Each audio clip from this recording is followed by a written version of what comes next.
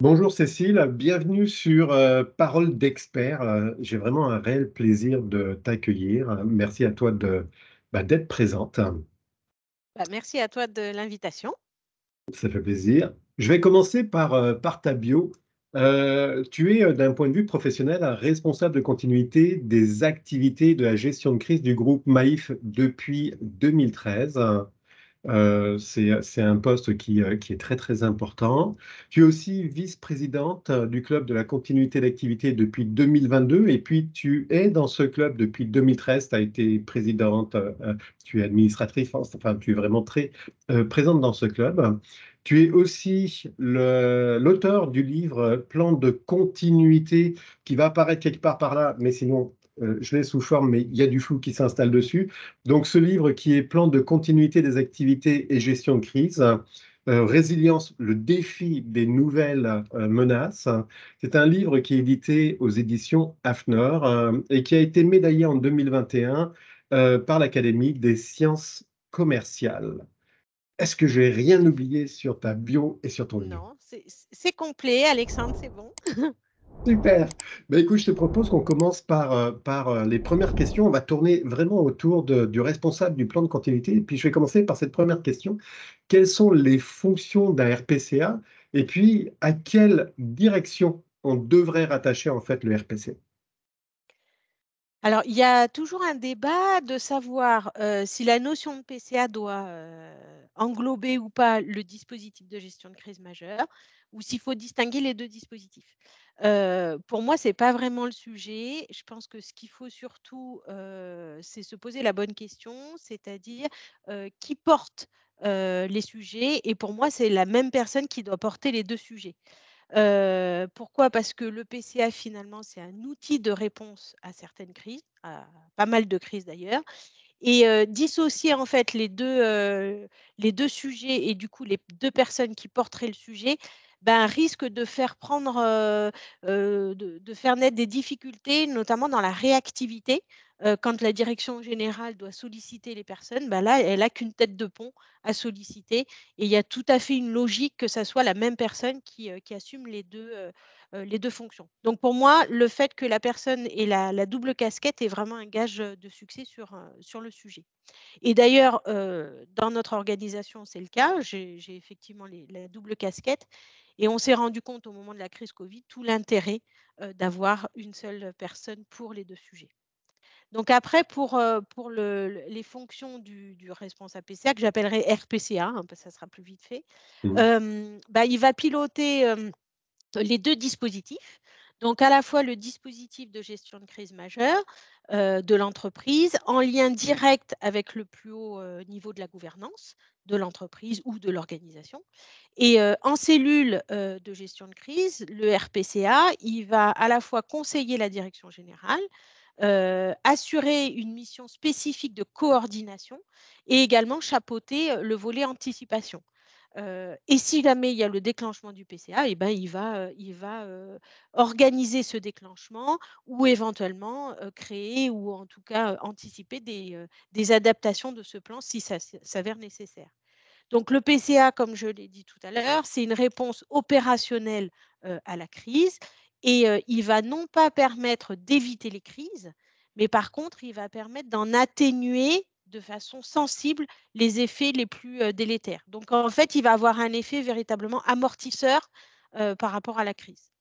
Donc le responsable PCA va piloter de bout en bout les 2 dispositifs. Donc ça veut dire, d'un point de vue très chronologique, il va identifier les risques qui vont exposer l'entreprise, il va construire les 2 dispositifs, il va mettre en place le cycle de vie pour chacun, c'est-à-dire le maintien en condition opérationnelle, les exercices, la sensibilisation des parties prenantes, internes, animer la communauté, bah, à la fois des correspondants PCA et également, des membres de la cellule de gestion de crise, voilà, jusqu'au déclenchement des 2 dispositifs. Un point quand même important, c'est que dans le cas où il a une responsabilité, groupe, ce RPCA, à ce moment-là, il va diffuser auprès des filiales la méthodologie dans un souci important de cohérence, globale et il va bien évidemment suivre la coordination globale des travaux qui peuvent être menés aussi dans les filiales. Sur le positionnement, pour répondre à la question, ce positionnement du responsable PCA doit lui permettre impérativement d'avoir une autonomie et une indépendance vis-à-vis des différentes directions de l'entreprise, notamment des directions métiers, de la DRH, de l'informatique, tout en ayant un lien, encore une fois, direct au plus haut niveau de la gouvernance, pour pouvoir alerter la gouvernance, la conseiller. Donc, s'il existe une direction des risques qui est indépendante, alors là, le rattachement, il est logique auprès de cette direction. Sinon, ça peut être, par exemple, auprès du secrétariat général. En tout état de cause, il faut bien avoir à l'esprit que le plus haut niveau de la gouvernance, il doit être le commanditaire et le sponsor de l'ensemble de la démarche sur les deux dispositifs. D'ailleurs, la direction générale doit valider le dispositif et il va également être impliqué au premier chef par temps calme, notamment pendant les exercices de gestion de crise qui doivent être réguliers pour se confronter à des situations un peu inédites, vraisemblables mais inédites, et puis pour créer des automatismes et aussi éventuellement déjouer les biais cognitifs qu'il pourrait y avoir en cellule de crise. Donc voilà un petit peu le positionnement et les fonctions du responsable PCA. Merci pour la réponse, elle est vraiment très complète et c'est vraiment très important. Pour nous, on a la même philosophie, hein. Le RPCA, il regroupe aussi bien la continuité d'activité que la gestion de crise. Et en effet, c'est beaucoup plus efficace comme ça. Le rattachement aussi, comme moi je constate chez les clients, là, on a beaucoup de RPCA qui sont rattachés directement à la direction de l'informatique, ce qui n'est pas le meilleur endroit, je suis d'accord avec toi. Et en effet, sur l'histoire du rattachement au haut niveau, plus c'est haut, en effet, et plus on constate comme quoi il y a il y a des effets très, très positifs en fait au rattachement et au détachement en fait de toute forme hiérarchique par rapport aux autres. Mm. Il doit être au-dessus de la mêlée. Ouais, merci beaucoup. Ensuite de ça, le RPCA, quand on voit où est-ce qu'il est, ce qu'il doit couvrir, aussi bien continuité que gestion de crise, son niveau hiérarchique qui doit être relativement élevé là, les compétences en fait d'un responsable de plan de continuité là, pour que il puisse aussi bien agir en tant que crise qu'en tant que paix, et puis en même temps mobiliser les personnes pour construire en fait les plans de continuité, que ce soit vraiment en interne ou dans des filiales. C'est quoi en fait les compétences et les qualités qu'ils devraient avoir ou acquérir? Je dirais que les compétences et les qualités, elles se rejoignent à la fois sur le sujet du PCA et de la gestion de crise. Donc Mm. encore plus l'idée que ça soit une seule tête pour les 2. Aujourd'hui, et ma réponse aurait été peut-être différente il y a 2-3 ans, je dirais qu'il y a deux socles de compétences, des compétences assez classiques et des compétences un peu nouvelles. Les compétences classiques, alors on va être d'abord, par rapport au lien que peut avoir le responsable PCA avec son entreprise. C'est-à-dire qu'il doit bien connaître l'entreprise. Il doit bien connaître sa culture, ses parties prenantes, son histoire, face à la résilience, c'est très important, et il doit avoir une connaissance solide du cœur de métier. À côté de ça, toujours vis-à-vis de l'entreprise, il doit avoir un certain attachement à l'entreprise parce que cet attachement, en fait, il va nourrir une motivation particulière et ça va vraiment fournir un cadre de réussite. Donc ça, c'est vis-à-vis de l'entreprise. Après, au niveau de ses compétences propres, on va dire que, il a une fonction qui est, comme tu l'as dit, qui est transverse, donc il doit avoir des qualités relationnelles, mais avec l'ensemble de la chaîne hiérarchique, c'est-à-dire avec le niveau opérationnel comme avec le niveau stratégique. Donc ça va être bien évidemment écoute, empathie, diplomatie, mais aussi conviction, persuasion et puis fermeté parfois. Bien évidemment du sang-froid, savoir maîtriser ses émotions, et puis après tout un volet, évident qui est le pragmatisme, l'adaptation et la capacité d'anticipation. Un point important, c'est qu'il faut jamais construire une usine à gaz, comme on dit chez nous, Mm. Mm. et qu'il faut en plus de ça prendre toujours en considération qu'il faut solliciter les métiers à bon escient et toujours, dans des proportions les plus frugales et vous n'en Mm. serez que plus reconnu, si effectivement cette démarche elle est de la sorte. L'anticipation, c'est évident parce qu'il faut, si possible, avoir un coup d'avance, ne pas être en réaction ou le moins possible. Euh, il faut avoir une bonne dose d'humilité parce que le contrôle complet, c'est bien qu'une illusion aujourd'hui, hein. Un dernier point sur ces compétences un peu classiques, ce serait une approche raisonnablement optimiste. C'est important aussi que le responsable PCA ne soit pas dans une posture alarmiste, parce que sinon, il va perdre très, très rapidement en crédibilité. Et en fait, les alertes qu'il va mener, qu'il va envoyer comme signaux à la direction générale, ils doivent être parfaitement objectivés, tout en rappelant que le propre de la crise, c'est de ne pas avoir une vision précise ni exhaustive de ce qui se passe.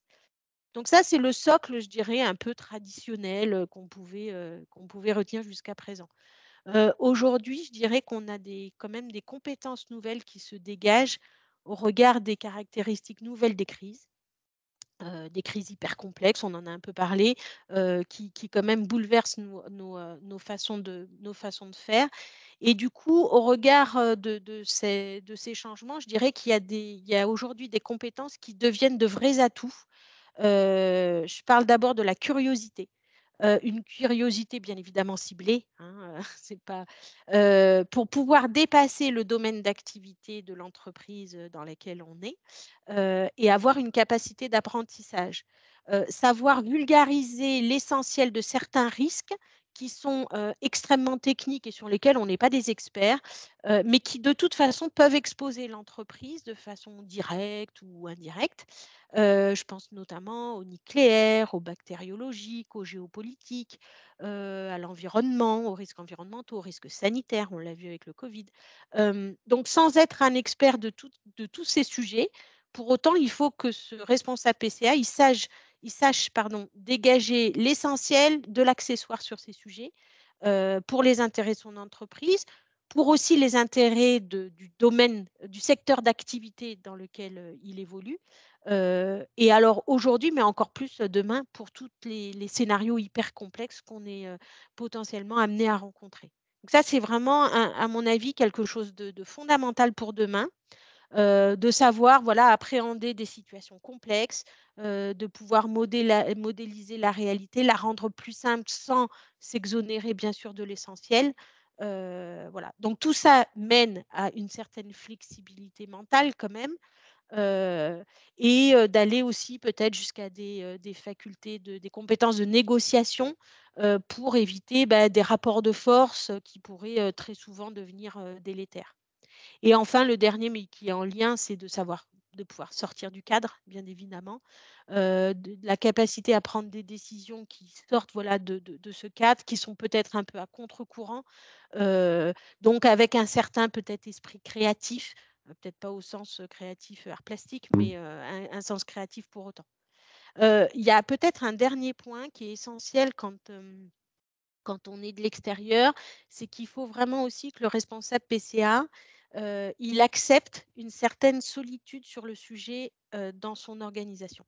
C'est classique, c'est récurrent, heu, c'est quelque chose qu'il faut savoir accepter, et c'est pour ça aussi qu'il faut aller chercher des contacts avec ses homologues à l'extérieur, sur son territoire bien évidemment, mais aussi au sein, de clubs professionnels comme le club de la continuité d'activité, ou au sein de son secteur d'activité, mais sur d'autres territoires. C'est à mon avis un point aussi important à ne pas oublier aujourd'hui, au regard des nouvelles crises que l'on rencontre et que l'on rencontrera. J'aurais plein de questions à te poser Oui, sur tout ce que tu as dit. Je vais me limiter parce qu'on s'est dit qu'on se limitait là. Je vais quand même rebondir sur deux, trois points. La sollicitation métier et la solitude. Le dernier point que tu as abordé là, et puis la sollicitation métier. Ce que moi je constate, hein, c'est qu'en effet, là, quand tu vas solliciter les métiers, là, quand tu arrives, tu es un empêcheur de tourner en rond, tu viens les déranger alors qu'ils ont d'autres choses à fouetter que de répondre à tes questions pour faire en sorte de mettre en place un plan qui potentiellement ne servira jamais. mmh Cette sollicitation métier, là, comment est-ce que toi, tu la gères avec le fait que parfois, il peut y avoir un rejet ou alors on dit non, pas maintenant, je suis occupé, je peux pas, et puis ça sert à quoi? Comment tu le gères, ça, vis-à-vis justement de ces métiers que tu vas voir? Alors, jusqu'avant le covid, il y avait effectivement parfois une peut-être difficulté à se projeter dans des situations en plus extrêmement anxiogènes, hein, on ne va pas se le cacher. Donc, bah, l'objectif, c'était d'illustrer, et que quand on avait un événement, qui se passait, bah, de l'utiliser après pour essayer de solliciter, un peu plus de temps. Depuis le covid, tout a changé, Ouais, hein, très c'est clairement, beaucoup hein. dit. Aujourd'hui, ils se sont rendus nous, on a déclenché l'intégralité de notre PCA et on l'a Mmh. même étendu on a construit des extensions, 2 extensions après. Donc, bah, malheureusement, ça a eu cet avantage-là que, ça s'est mis en œuvre, ça a été efficace, donc bah, la force est de constater que ça a servi et que, bah, le business, comme on dit, il a pu continuer à se réaliser grâce finalement à cette modélisation par temps calme. Cette modélisation, elle n'a pas été faite que par nous, hein, elle est collective, mais effectivement, on est quand même le guide, pour le réaliser. Donc, je pense qu'il y a véritablement un avant et un après covid. Dans certaines organisations, apparemment, il y a eu, post-Covid, un espèce de repli sur le sujet en disant: «On ne veut plus en entendre parler, c'est fini». Moi, ça n'a pas du tout été le cas et je pense que ceux qui ont eu cette réaction vont certainement revoir leur positionnement bientôt parce que de toute façon, il y a forcément des crises qui vont nous exposer dans les années à venir, quoi, hein. Donc, il faut au contraire le prendre en compte comme un élément incontournable maintenant, au moins pour une entreprise qui se dit responsable. Parce Mmh. que c'est pas faire preuve de responsabilité que de ne pas embarquer aujourd'hui ce dispositif comme un élément quand même, assez clé, pour la survie de l'entreprise. Donc l'utilisation en fait d'exemples, la mise en situation vont permettre Oui. justement à ces métiers de bien comprendre le pourquoi et l'importance en fait qu'il y a autour de ça. Mmh. L'autre point que tu as abordé, il y en a plein, la curiosité, la vision optimiste, rien qu'à ça, ça vaudrait une interview complète. La solitude des RPCA, ça c'est quelque chose que je constate aussi régulièrement là, c'est qu'une fois que tu es RPCA dans ton univers, dans ton entreprise, etc., là, bah, tu focuses sur ton entreprise et puis tu as tendance à un petit peu à oublier ce qui se passe un petit peu autour. J'aimerais que tu parles quelques instants du club PCA, ce que vous pouvez apporter.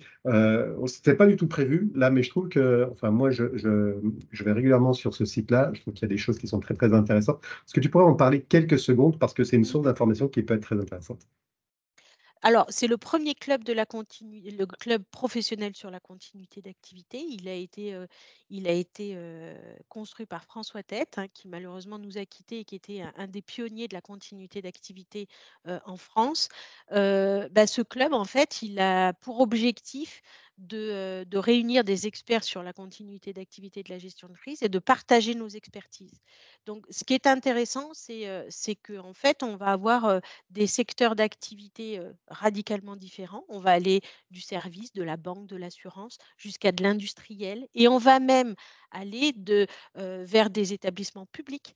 Donc il y a vraiment un mixte des enjeux de chacun.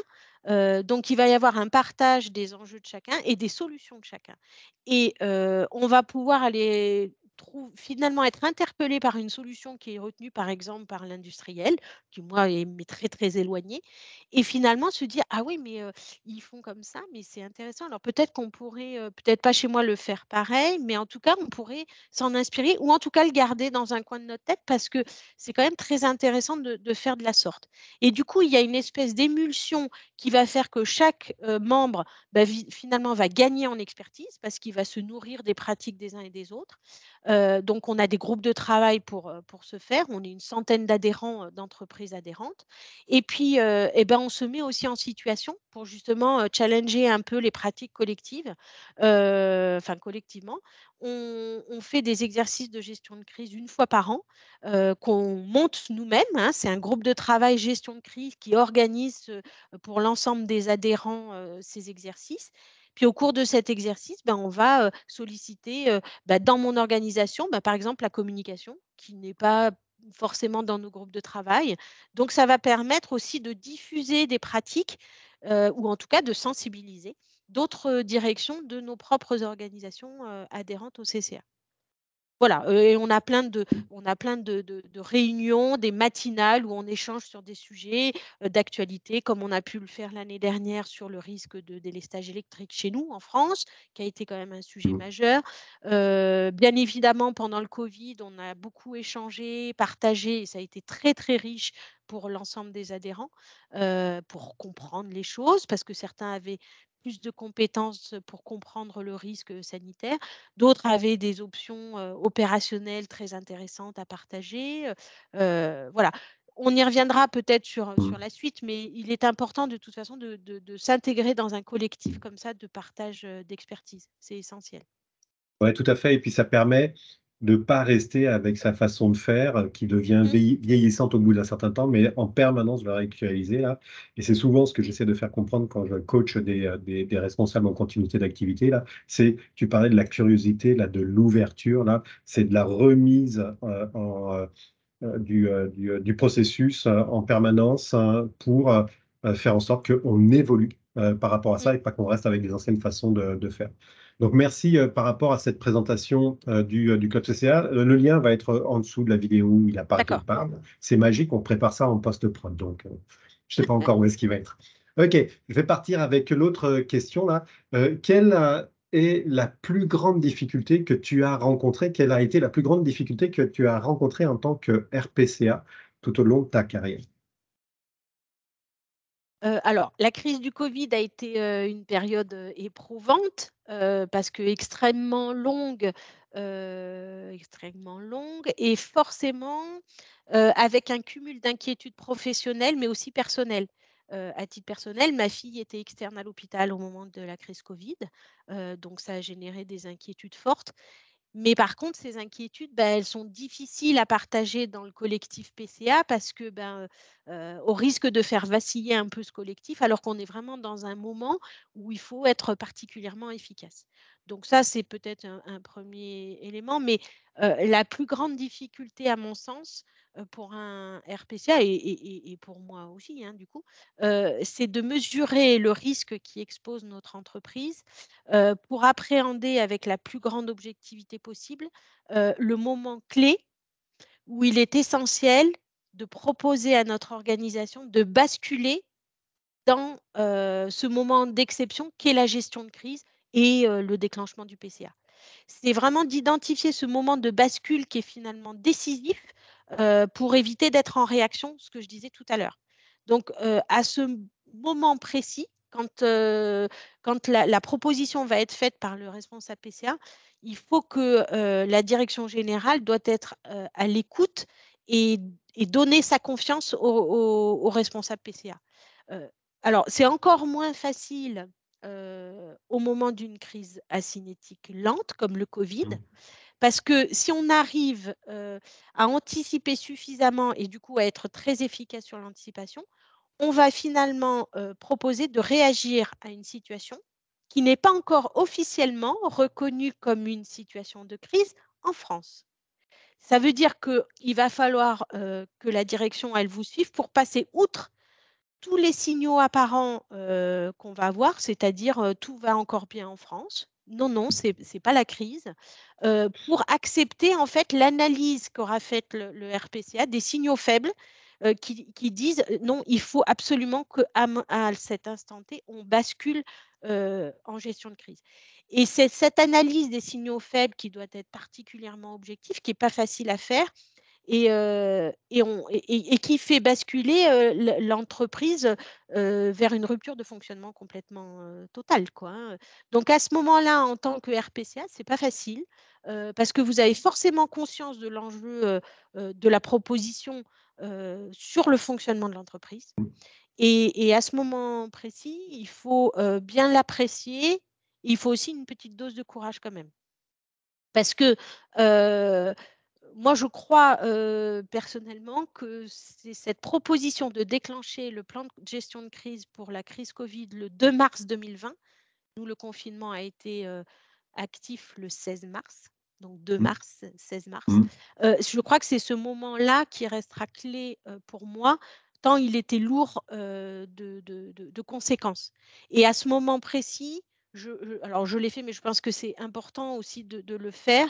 Hem, il faut absolument, en éclairant la direction générale et en lui disant, «Il faut déclencher maintenant». Il faut aussi à ce moment-là, dire qu'on n'a pas une vision exhaustive, qu'il faut, clairement appeler à l'humilité, au droit à l'erreur, parce Mmh. que sinon ça va pas du tout libérer l'énergie de faire après.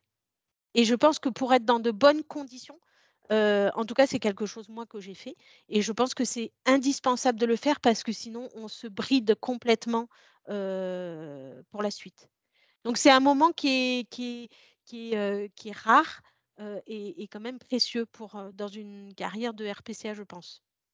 Et cette crédibilité qu'on va avoir, il va aussi après, ne pas se reposer dessus. C'est-à-dire qu'il va falloir la conserver par la suite. Donc ne jamais, baisser la garde sur, l'exigence, d'objectivité de tous ces signaux, autant que faire se peut, hein, pour garder, cette crédibilité auprès de la gouvernance. J'aime beaucoup ton témoignage par rapport à ça là, parce que et puis sur la crise du Covid là, c'est vraiment un très, très bel exemple d'une crise, qui n'est pas encore une crise. C'est des signaux faibles, c'est très, très Mmh. loin. On sait que ça se rapproche, mais bon, de toute façon, ça nous arrivera jamais et cetera là. Et il y a 2 choses que moi je relève par rapport à ça, c'est le moment de solitude de RPCA qui voit arriver tranquillement, pas vite, que ça va venir nous exploser au visage, qu'il faut qu'il convainque sa haute direction là et qu'il prenne ses responsabilités en disant: «Attention là, on est vraiment en fait dans le risque, énorme et avec tout ce que ça peut impliquer derrière». Donc ça, ce moment de solitude, c'est vraiment, excellent et en effet, c'est un moment, intéressant, à vivre. L'autre chose ensuite de ça là, ce que tu disais, c'était, ne garder l'humilité en fait, post-crise, hein, parce qu'en effet, tu as amené quelque chose, il y a une certaine, écoute, de toi, mais il ne faut pas forcément s'en servir pour crier au loup en permanence sur Ah des non. choses qui peut-être au final, ne sont pas importantes.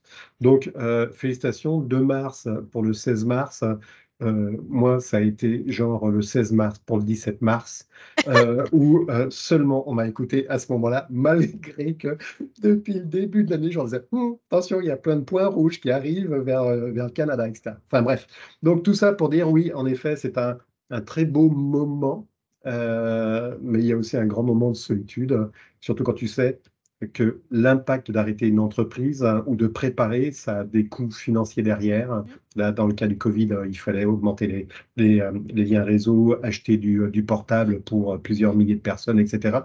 Tout ça, ça a des coûts là, et donc initier ça là, c'est pas toujours évident. Donc merci beaucoup pour ce retour d'expérience, hein, c'est vraiment très, très enrichissant et des crises comme ça là, des signaux faibles, hein, on va en avoir de plus en plus. Il y en a qui sont un petit peu frappants comme signaux là, mais on va en avoir de plus en plus et il va falloir être de plus en plus en effet, à l'écoute. Merci encore pour ce retour, c'est excellent. Alors, plus grande difficulté, ça, on vient de le voir. On parlait de solitude, à l'instant là, on peut se retrouver très, très seul. Donc normalement, le RPCA là, je ne sais pas combien est-ce que vous êtes au niveau de votre entreprise, mais normalement le RPCA, c'est mieux quand il n'est pas tout seul, et qu'il a une équipe, autour de lui. Et j'aimerais savoir par rapport à ce RPCA et puis l'équipe qui est autour de lui, le profil, de l'équipe qui doivent accompagner cette équipe RPCA, ça serait quoi en termes d'individus et puis en termes de groupe? Alors, bah, la taille de l'équipe, ça va dépendre des travaux, à construire et puis de la taille de l'entreprise. Heu, sur le profil, je pense qu'il y a un point déjà, c'est que la connaissance du cœur de métier, elle me semble, indispensable parce que sinon il va y avoir une montée en compétences qui va être un peu compliquée et en tout cas beaucoup plus longue. Après sur les profils, je pense que, encore une fois, on est un peu en rupture avec ce qu'on connaissait jusqu'à présent. Aujourd'hui, compte tenu de l'évolution des crises et de la complexité des phénomènes qu'on rencontre, je pense que, il est judicieux aujourd'hui de constituer des équipes, avec des profils diversifiés et complémentaires. Heu rassembler des personnes d'un même profil, c'est ce qui se faisait jusqu'à présent, hein, encore il n'y a pas longtemps. Aujourd'hui, c'était tout à fait valable avant parce qu'on se comprenait mieux. Enfin bon, voilà, il y avait plein d'avantages à ça. Aujourd'hui, c'est plus tout à fait adapté à mon sens. Au contraire, il faut combiner des profils un peu différents. Heu on va créer des équipes un peu pluridisciplinaires, qui vont du coup avoir une approche différente des risques, des menaces et probablement plus riche, pour en trouver des solutions, pour l'appréhender. Heu, par exemple, pour appréhender les nouvelles menaces, ben, un peu comme ce qu'on disait tout à l'heure, les risques technologiques, environnementaux, les risques d'image, donc du coup, par exemple, si on se dit qu'on a le besoin d'un regard, sur le risque climatique, avec une manipulation de cartes géographiques de plus en plus évoluées pour un pilotage de crises, géographiquement très étendues, ben, on pourrait tout à fait, retenir, des profils de géographes sur ce genre de sujet. Idem pour les crises cyber, bien évidemment, ou pour les crises d'image, on pourrait très bien aussi associer des communicants, à une équipe sur la continuité d'activité. En tout cas, ce qui est sûr, c'est que tous ces profils-là, combinés, pluridisciplinaires, ils doivent tous avoir, des qualités, d'adaptation. Ils doivent tous pouvoir, appréhender avec une certaine lucidité les changements, avoir une capacité d'apprentissage qui est quasi permanente, on va dire, de résistance au stress aussi. Et puis, un point qui est quand même important, c'est d'avoir la capacité à s'alourdir à s'affranchir, pardon, des lourdeurs, projets qu'il peut y avoir, encore aujourd'hui, dans certaines entreprises. Parce qu'on a vraiment, l'objectif, c'est de s'exonérer de ces lourdeurs-là pour aller à l'essentiel. Donc, voilà un peu pour le profil et puis peut-être d'un point de vue plus global. On retient forcément dans un collectif qu'il faut une cohésion d'équipe, voilà, ça c'est basique. Mais par contre là, ça a peut-être un sens particulier avec l'équipe PCA parce qu'en cas de crise, ben, on va affronter, ensemble l'incertitude, avec voilà un isolement, certain quand même par rapport au reste de l'entreprise et parfois, il va falloir aussi gérer l'anxiété des parties prenantes internes. Et pour éviter, d'exacerber les tensions, bah, il va falloir quand même qu'il y ait une très, très bonne cohésion d'équipe. Ça sera quand même un élément collectif, assez indispensable, Mmh. je pense. Sur, justement, la durée qu'a une crise, tu disais tout à l'heure, au tout début, que le RPCA, il avait ce volet, en effet, mise en place du plan de continuité et cetera et puis il avait le volet de la gestion de crise en tant que coordonnateur. Une crise, on sait que ça peut durer un certain nombre de jours, c'est Mmh. généralement 24 heures sur 24, 7 heures, 7 jours sur 7 là. Comment ça se passe pour le relais du RPCA qui est en tant que coordonnateur de crise? Est-ce que toi, dans ton équipe, j'imagine que tu vis pas 24 heures sur 24 en mode crise, potentiellement tu es remplacé. Comment se fait ce remplacement lorsque toi, tu dois aller te reposer et puis filer le bâton en fait à ton remplaçant. Bah, c'est justement, heu, un des objectifs principaux, hein, c'est de pouvoir assurer, la continuité de la mission aussi. Donc ça va être faire monter en compétence quelqu'un qui va effectivement pouvoir, remplacer le RPCA, au moment où il faut qu'il aille se reposer. Mais c'est valable aussi pour toutes les fonctions au Ouais. sein d'une cellule de Mmh. crise. Donc, je dirais ça a pas trop de particularités. Heu, Comme de toute façon, le responsable PCA, on l'a dit, hein, il doit à la fois travailler l'opérationnel et aller jusqu'aux éléments stratégiques. Donc il faut qu'il soit de toute façon au contact de son équipe pour que Mmh. ça se diffuse et que, qu'on soit parfaitement aligné sur, les objectifs, ce qu'on souhaite faire, comment on va le faire, qu'il y ait cette proximité importante qui feront que le jour J, ce passage de relais ou cet intérim au Mmh. moment où, il se fera le mieux possible. Mais du coup, d'où l'intérêt d'avoir des exigences par rapport au profil, pour que ça puisse se matcher et c'est pas forcément évident, quoi. Il faut vraiment trouver, les personnes qui peuvent matcher, le mieux possible pour se binômer et pouvoir le jour J, s'absenter.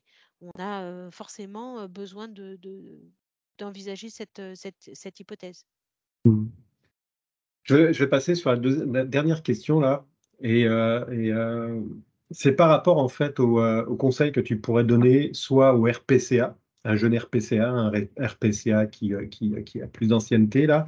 Donc vis-à-vis de ce RPCA et puis vis-à-vis de l'équipe, quels sont les conseils en fait que tu pourrais donner pour qu'ils puissent mettre en place un plan de continuité de façon simple, efficace, rapide hein, et qui permettent d'être vraiment opérationnel? Bah, déjà, il faut arriver à convaincre sur l'utilité du dispositif de résilience. Ça, c'est quand même important. Donc, je pense que il faut qu'il intègre que le besoin de se préparer pour son organisation, elle ne fait plus débat. Aujourd'hui, c'est ce qu'on disait tout à l'heure, hein, une entreprise qui est responsable, elle ne peut plus se permettre de ne pas avoir de dispositif. En tout cas, ce qui est sûr, c'est qu'une entreprise, qui a un dispositif, elle va avoir une bonne longueur d'avance par rapport aux autres, à ceux qui n'en ont pas. Donc ça, c'est déjà quelque chose qu'il faut que le responsable PCA, il s'imprègne de ces notions-là pour pouvoir les diffuser. Il faut qu'il y croie, il faut qu'il ait vraiment intégré ces éléments-là pour pouvoir, le diffuser dans son organisation. Donc le PCA, il va avoir un effet amortisseur, ce qu'on disait, il va permettre, heu, de tendre, de maîtriser à la fois le temps et le stress au moment de la crise. Le temps parce qu'il va permettre de gagner du temps, il va nous faire, nous poser les bonnes questions par temps calme, et que si on n'a pas beaucoup de possibilités de construction, il est de toute façon indispensable par temps calme de se poser au moins les questions minimalistes, on va dire. C'est, quelles sont mes activités vitales? Quelles sont mes priorisations de reprise et de quoi j'ai besoin, pour reprendre en mode très dégradé? Donc ça va permettre de gagner un peu du temps si on s'est déjà posé ces questions dès le départ. Après, le fait de modéliser, ça va permettre aussi de faire baisser son niveau de stress. Déjà, on sait que, en sachant qu'on a un dispositif qui est construit, ça va déjà faire un tout petit peu baisser le niveau de stress parce qu'on sait qu'on n'est pas sur une page blanche. Ça ne veut pas dire que le plan, il est adapté du tout, mais en tout cas, on a déjà quelque chose, on a déjà répondu à quelques questions. Et ça va permettre aussi de se préparer, d'anticiper par des mises en situation, ce genre de choses, qui vont aussi faire baisser le niveau de stress qu'on rencontrera le jour J. Le stress, il sera présent, c'est inévitable, mais en tout cas, ça permettra peut-être que ça soit un stress adapté, pas un stress dépassé. Ensuite, pour le nouveau RPCA, je pense que jusqu'à présent, quand on construisait alors jusqu'à présent, il y a encore quelques années, on va dire, quand on construisait un plan de continuité, qu'on partait de rien, il nous fallait des années Mhm. pour une entreprise un peu conséquente de quelques milliers de collaborateurs, il nous fallait des années pour pouvoir le construire. Aujourd'hui, on ne peut plus procéder comme il y a 10 ans. On peut plus faire un projet classique. C'est plus possible parce que de toute façon, on risque d'être devancé par la crise.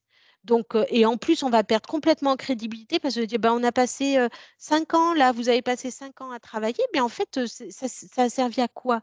Donc ça, c'est plus possible aujourd'hui. Donc ça veut dire qu'il faut considérer qu'on va avoir un temps réduit et que pour, pouvoir construire sur un temps réduit, il faut une approche extrêmement pragmatique et essentiellement tournée vers le résultat. Donc ça veut dire qu'on va faire, peut-être une V1, ce qu'on appelle une V1, hein, qui va évoluer. On va suivre un ordre logique parce qu'on ne peut pas partir en faisant n'importe quoi. Donc on va suivre l'ordre chronologique que j'évoquais tout à l'heure, les risques, identifier les besoins de continuité, identifier les solutions opérationnelles, mettre en place des exercices, mettre en place une revue, dans le cadre de la boucle d'amélioration et puis faire évoluer cette V1 au fil de l'eau et essayer de la faire évoluer le plus vite possible pour qu'on arrive à une certaine maturité, qu'on arrive à quelque chose qui soit finalement assez conséquent et assez mature. Et puis encore une fois, on revient à ce que je disais tout à l'heure, impérativement, il prend ses fonctions, il va être isolé. Il faut impérativement qu'il puisse, échanger avec ses homologues. Alors peut-être dans un premier temps, sur son secteur d'activité, et peut-être sur son territoire, parce que ça sera peut-être plus simple pour aborder les risques. Ils seront communs ou pas loin. Donc ça peut être un premier. Il ne faut pas aller trop vite non plus, ni aller parler à des gens qui ont des risques complètement différents. Ça risque d'être très angoissant pour la personne. Mais très rapidement, une fois que ces liens sont établis, d'abord les faire vivre, parce que c'est indispensable d'avoir ces liens. Nous, on a eu des liens avec, j'ai eu des liens avec mes homologues sur mon territoire pendant toute la durée du Covid, mais on en a depuis 10 ans. Hein. Ça fait 10 ans qu'on échange ensemble. Et il faudra à ce moment-là, après, rejoindre probablement des associations professionnelles pour rencontrer des experts sur d'autres domaines d'activité et pouvoir comme ça discuter avec ces experts et monter en compétences. Et puis petit à petit, la version qui était vraiment minimaliste au début, elle va prendre de l'étoffe, elle va monter en expertise et puis elle va devenir opérationnelle. Et l'objectif, ce sera de pouvoir après présenter à la direction générale au moment d'un exercice, de faire un retour d'expérience pour montrer le caractère opérationnel du dispositif qui a été construit en mode tourné vers l'efficacité et le pragmatisme. J'aime bien ce que tu dis, ça, ça rejoint aussi l'article que tu as écrit pour le magazine, là, justement, se tourner vers le pragmatisme. Et c'est pas ce qu'on faisait il y a quelques années de ça dans le cadre des plans. Et en effet, tu le disais très justement, ça dure des années, là. Et puis au final, on se demande qu'est-ce qu'on a fait. Alors que maintenant, là, avec les risques qui sont de plus en plus, oui, tu as intérêt d'être pragmatique, tu as intérêt de faire les choses très, très rapidement parce que tu sais pas quand est-ce que ça va te péter à la figure, mais ça va te péter à la figure. Donc, plus en effet, tu es efficace et rapide, Mm. et mieux c'est. Merci beaucoup pour cette réponse de cette dernière question. On pourra encore discuter pendant des heures. On a déjà passé en fait le temps. Les, Oui. les 20 minutes qu'on avait prévues, elles sont largement dépassées, mais c'est correct comme ça, c'est toujours passionnant. Cécile, je te remercie encore d'être intervenue. Je vous invite vraiment, ça va paraître un peu fou là, mais je vous invite, de toute façon, il va y avoir le lien, je vous invite vraiment à lire ce livre-là. C'est vraiment, enfin, moi, j'adore. Je vous invite vraiment à le lire. Il y a énormément de perles dedans, de trésors là-dedans, là. Et le côté pragmatiste, il ressort bien dans ton livre. Cécile, je te Merci beaucoup. remercie encore. Pour te joindre, on peut te joindre sur LinkedIn. Donc, Oui. tapez Cécile Weber, puis à mon avis, vous devrez tomber dessus. Sur le club du PCA, Oui. on peut aussi te joindre dessus. Il va y avoir les liens en description. Est-ce qu'il y Merci aurait quelque beaucoup. chose que tu voudrais... Non, pas d'ajout. Je te remercie alors, Cécile, pour cet entretien et on se reverra une prochaine fois pour d'autres interviews parce qu'il y a plein de choses à dire. Avec Merci encore. plaisir. Merci Merci. Alexandre. Au revoir. Bye.